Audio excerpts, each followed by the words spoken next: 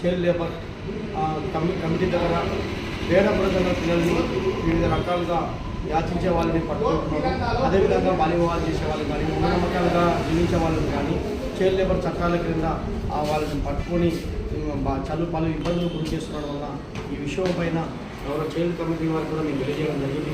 Madam, మీ child committee యొక్క ఏ విధంగా చట్టాలు మా కులం మీద వర్తిస్తున్నావో అదేవిధంగా కేంద్రంలో వేడ బృందం సమస్య, రిజర్వేషన్ సమస్య ముడిపడి ఉంది. ఇది పరిష్కారమైనప్పుడు ఆ రిజర్వేషన్ సర్టిఫికేట్ మాకు రావడం వల్లనే విద్యా ఉద్యోగ సంక్షేమ పథకాల పథకం ముందుకోవడానికి అవకాశం ఉంటుంది. అది ఎప్పుడైతే డెవలప్ అవుతామో ఆటోమేటిక్గా ఈ మూఢనమ్మకాలు, హింసాచారాలు, బాల్యవివాహాలు, ఈ భిక్షాటన అన్నీ కూడా కనుమరుగైపోతాయి. శాస్త్రమైన పరిష్కారం చూపడం లేదు.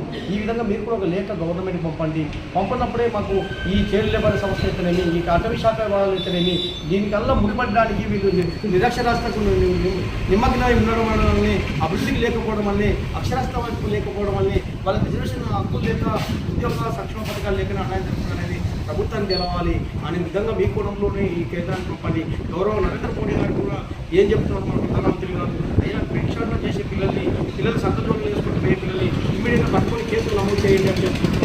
దానికి మేము సంతోషిస్తున్నాం. కానీ ఆ ఎందుకు చేయాల్సి వస్తుంది, ఆ కుటుంబంలో ఎందుకు ఇబ్బందికి గురవుతున్నారు, దానికి శాస్త్రమైన పరిష్కారం కూడా చూడాలి కదా. ఆ విధంగా చూసినప్పుడే ఆ యొక్క భిక్షాటన కేంద్రంగా పిల్లల యొక్క జీవితాలను ఆకుపడంలో గవర్నమెంట్ కూడా, కేంద్ర గవర్నమెంట్ కూడా నరేంద్ర మోడీ గారు తీసుకున్న నిర్ణయానికి స్వాగతిస్తూ ఈ విధంగా శాస్త్రమైన పరిష్కారాలు, సంచార కులాలను రిజర్వేషన్ లేకపోవడం వలన ఈ విధంగా మూఢనమ్మకాలకు ఈ విషయాలకు దిగువవుతున్నారనే ఉద్దేశం మీరు ఒక లేఖ పంపాలి రాష్ట్ర కేంద్ర ప్రభుత్వాల కంటే వాళ్ళు సానుకూలంగా స్పందించి చైల్డ్ లేబర్ కమిటీ కూడా పంపిస్తామని తెలియజేయడం జరిగిందని కూడా ఈ సందర్భంగా తెలియజేసుకుంటున్నాం.